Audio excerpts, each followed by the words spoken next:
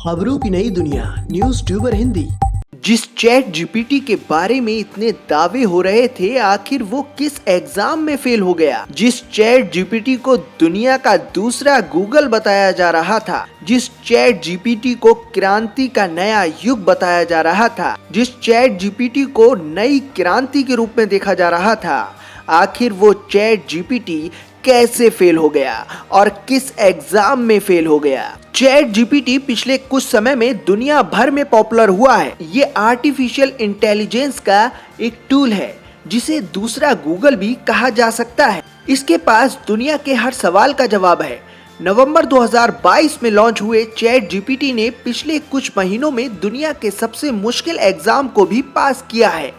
इस chat GPT ने university of Pennsylvania ऑर्थम school के एमबीए प्रोग्राम से लेकर यूएस मेडिकल एग्जाम तक को पास किया है। हाल ही में चैट जीपीटी ने भारतीय लोक सेवा आयोग यानी यूपीएससी द्वारा आयोजित किए जाने वाले इंडियन सिविल सर्विसेज का एग्जाम भी दिया। यूपीएससी के इस एग्जाम को दुनिया के सबसे कठिन परीक्षाओं में से एक माना जाता है। एनालिटिक्स इंडिया मैगजीन AIM को चैट जीपीटी से एग्जाम दिलाने का जिम्मा सौंपा गया। इस चैट बॉट से जब सवाल पूछा गया, क्या तुम्हें लगता है क्या तुम यूपीएससी का एग्जाम पास कर सकते हो, तो चैट जीपीटी ने किसी तरह का निश्चित जवाब नहीं दिया और ये भी नहीं बताया क्या वो एग्जाम पास कर सकता है या नहीं। इसके बाद AIM ने यूपीएससी के पहले पेपर 1 सेट A के सभी 100 सवाल चैट जीपीटी से पूछे। ये पेपर यूपीएससी प्रीलिम्स 2022 का था। चैट जीपीटी इसमें से सिर्फ 54 सवालों का जवाब ही दे सका। AI चैटबॉट का ये रिस्पॉन्स चौंकाने वाला था। आपको ये भी बता दें कि यूपीएससी के 2022 के एग्जाम में जनरल कैटेगरी के लिए 87.54% कट ऑफ थी,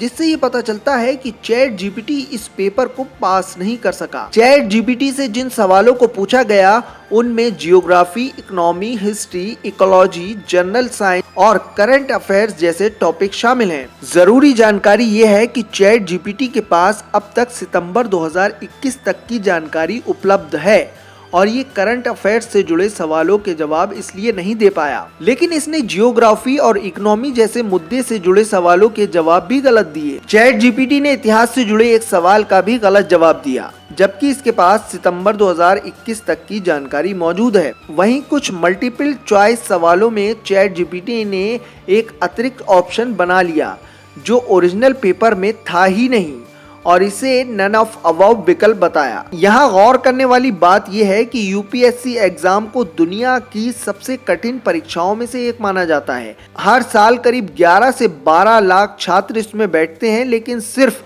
5% ही मुख्य पेपर के लिए क्वालिफाई कर पाते हैं और इसमें चैट जीपीटी भी फेल हो गया।